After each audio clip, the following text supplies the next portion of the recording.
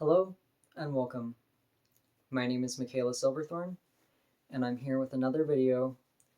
This one is going to be about hormone therapy.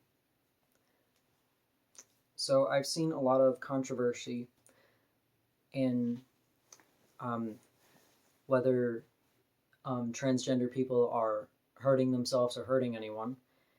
And in this video, I'm not going to be sharing my opinion. I am simply going to be going deeper into what the hormone therapy is, just as an informative video. So for those of you who don't have any idea what I'm talking about, I'm referring to people who are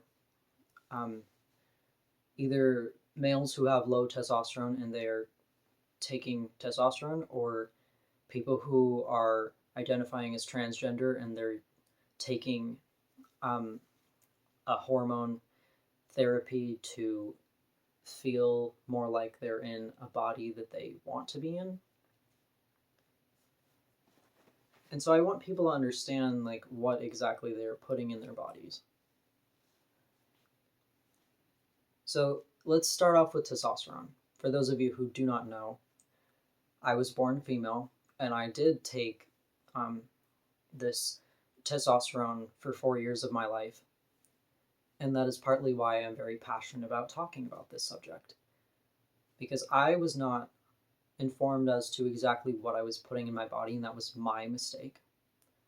And I want to give the information out there and have people aware of what they're putting in their body.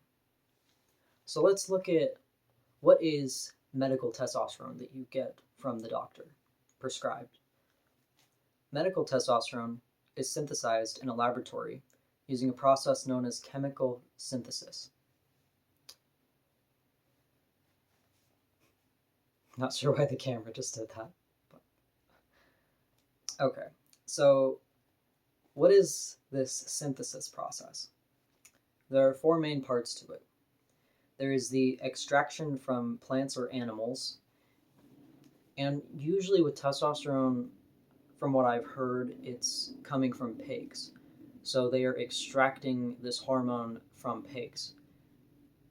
And I personally do not consume animals, and I find it very wrong that my doctor did not express this to me, that I was injecting myself with an animal hormone beforehand. That's also my bad for not seeking the knowledge, for not talking with her about it and making it clear that that's not something that I'm comfortable with. It's very important that before you take these things, that you know what it is, that you know what you're putting in your body, and that it fits with your morals. Now, the second step of this synthesis process is conversion to pregnenolone. I know I just totally did not pronounce that right, I'm sure. Pregnenolone.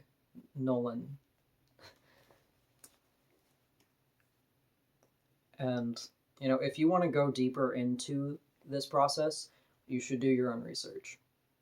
Especially if you want to be taking testosterone, you should know exactly what it is before you're putting it in your body. 3, the formation of testosterone. So basically, after they convert it to this pregnenolone, they convert it back to a formation of testosterone.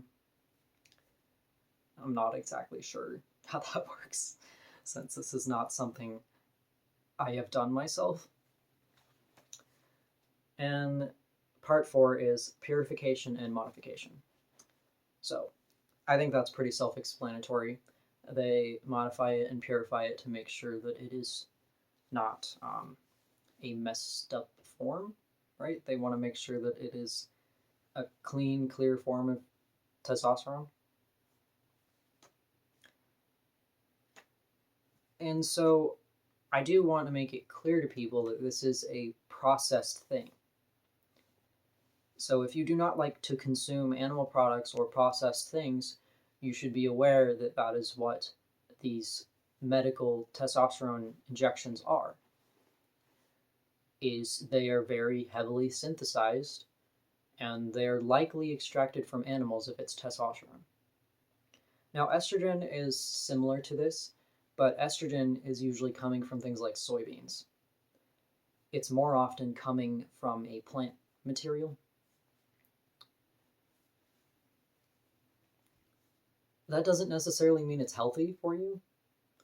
Again, because modified soybeans do a lot of damage to the body.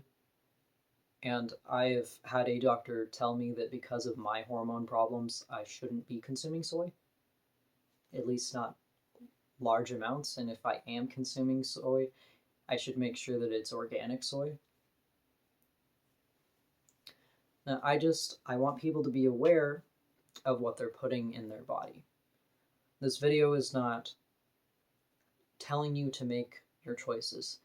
This video is simply educating you on what you could be putting in your body or what you are putting in your body. And I really encourage you to not just watch this video, but to do your own research about this, to look deeper into it, to understand every angle of what exactly this is and what you're putting in your body. I personally did not feel like this was good for my body. I am female, and it disrupted my natural cycle. When females take testosterone, high amounts to the level of a male's, it causes your menstruation to stop. It causes you to stop ovulating.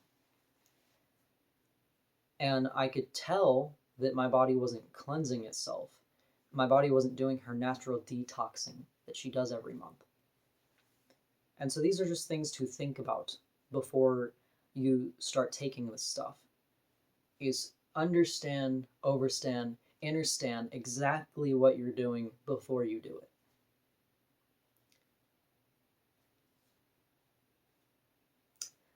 This is information that I would have liked to have had back when I was doing this. And I do know that there are more natural forms of testosterone.